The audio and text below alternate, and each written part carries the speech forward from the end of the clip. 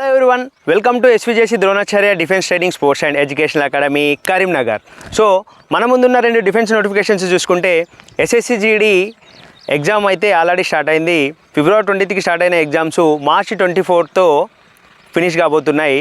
అలాగే Agnipath army recruitment rally notification కూడా release అయింది.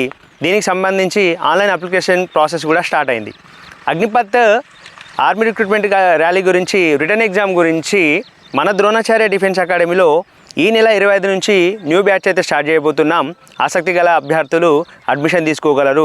అండ్ ఎగ్జామ్ ప్రాసెస్ తర్వాత SSC GD 5 km, army అగ్నిపథ్కి 1.6 km. ఈ 2 రన్స్ కూడా డిపెండ్స్ ఆన్ ఎండ్యూరెన్స్. ఇవి రెండు కూడా ఎండ్యూరెన్స్కి సంబంధించిన రన్స్ అండి.